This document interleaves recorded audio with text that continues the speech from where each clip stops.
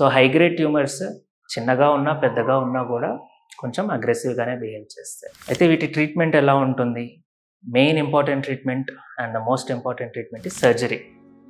ఈ జబ్బు డయాగ్నోజ్ అయినప్పుడు యూజువల్లీ హెడేక్, వామిటింగ్ గానీ, ఫిట్స్ గానీ, ఏదైనా బాడీ పార్ట్ వీక్‌నెస్ గానీ, ఇలాంటి సింప్టమ్స్‌తో పేషెంట్స్ వస్తారు. అలాంటి వాళ్ళలో ఎంఆర్ఐ చేస్తే జబ్బు ఉన్నట్టుగా కనిపిస్తది.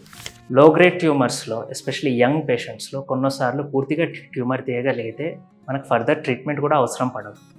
కానీ హై గ్రేడ్ ట్యూమర్స్‌లో లేదా కొంచెం లో గ్రేడ్ ట్యూమర్‌లో ఏదైనా జబ్బు మిగిలిపోయినప్పుడు సర్జరీలో ఇలాంటి వాటిలలో ముఖ్యంగా రేడియేషన్ అనేది అడిషనల్ ట్రీట్మెంట్‌లో మెయిన్ భాగం అన్నమాట. మన స్కల్ లోపల బ్రెయిన్‌కి తప్ప వేరే దానికి స్పేస్ లేదు. వేరే ట్యూమర్ వచ్చినప్పుడు ఆ ట్యూమర్ సైజ్ బట్టి అడిషనల్ ప్రాబ్లమ్స్ కానీ, మిగిలిన బ్రెయిన్‌కి ప్రెషర్ పెట్టి దానివల్ల వచ్చే ఇబ్బందులు కానీ జరుగుతాయి. సో ఆ సైజ్‌ని పెరగకుండా ఉంచడం అనేది మెయిన్ గోల్ ఆఫ్ ట్రీట్మెంట్.